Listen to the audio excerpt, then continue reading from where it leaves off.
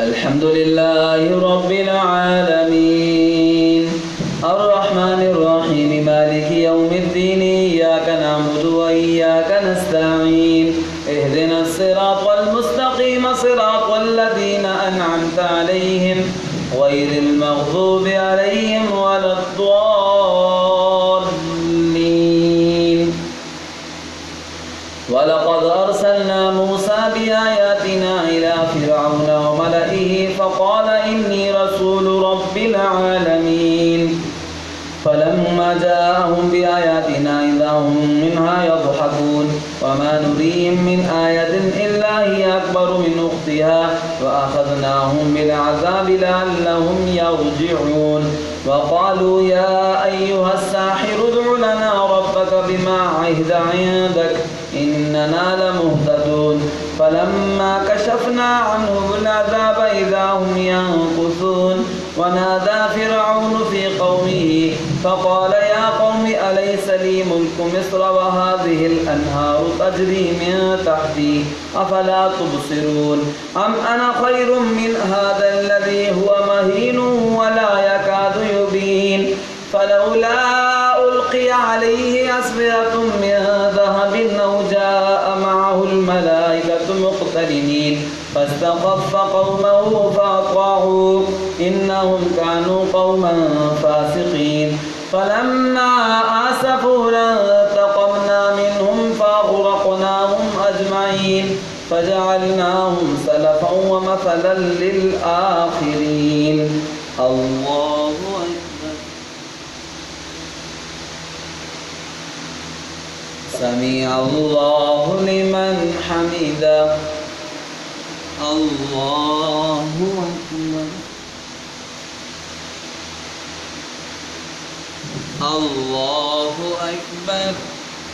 الله أكبر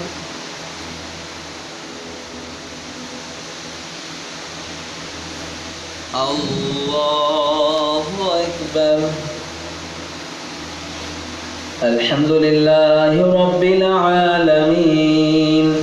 الرحمن الرحيم مالك يوم الدين إياك نعبد وإياك نستعين اهدنا الصراط المستقيم صراط الذين أنعمت عليهم غير المغضوب عليهم ولا الضالين ولما ضرب ابن مريم مثلا إذا قومك منه يصدون فقالوا أآلهتنا خير أم هو ما ضربوه لك إلا جدلا بل هم قوم خصمون إن هو إلا عبد أنعمنا عليه وجعلناه مثلا لبني إسرائيل ولو نشاء لجعلنا منكم ملائكة في الأرض يخلفون وإنه لعلم للساعة فلا تمترن بها واتبعون هذا صراط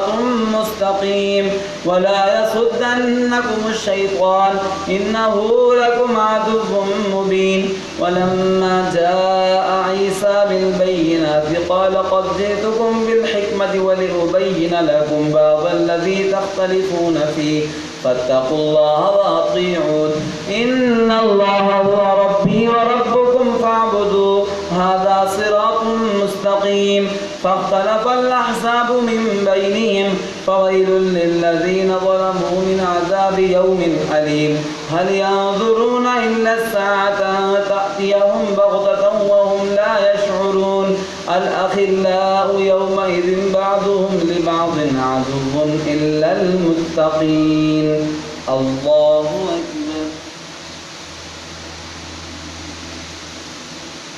سمع الله لمن حمده الله أكبر